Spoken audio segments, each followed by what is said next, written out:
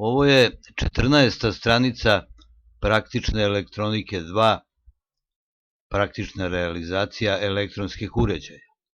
Ovo je električna šema jednog stabilisanog ispravljača, ovo su njegove komponente,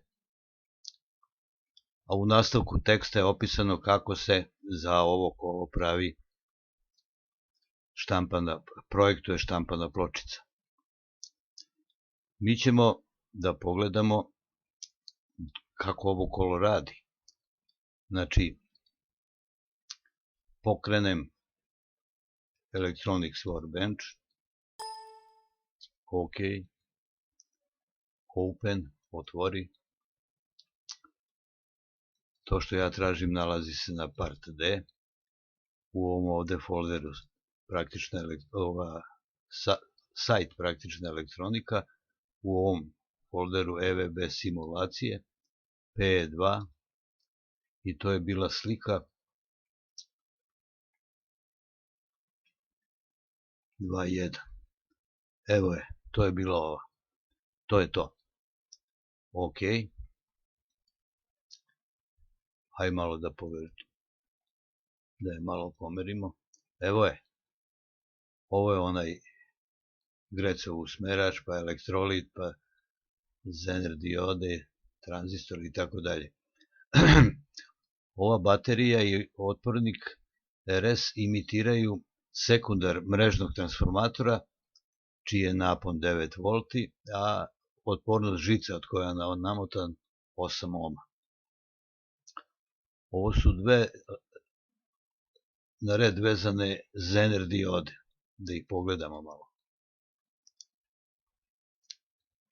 Edit. Evo je, ovo je najvažnije. To su Zenerke za 5,1 V.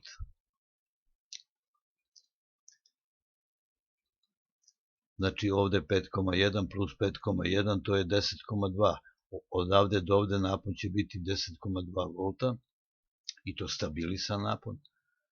A pomoću ovog klizača se menja izlazni napon ispravljača. Ispravljača, stabilisan. Pokrenem simulaciju i evo je, napon je 6 V. Sad pritiskom na R, na tastaturi na dirku R ili na Shift plus R, ja pomeram klizač. Evo, pritiskam R.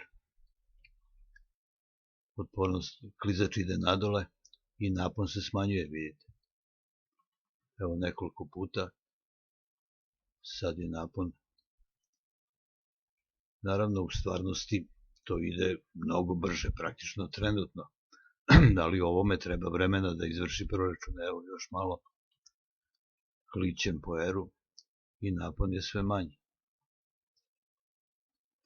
Sad levom rukom, prstom leve ruke pritisnem Shift, a kuckam po R-u i napon se povećava. Čujete, klik, klik, klik, klik, klik. I podesim koliko mi treba. Recimo, treba mi 7,5 V.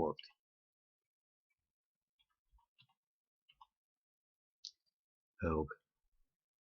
To mu je to, ajde još i dalje. 7,5 V.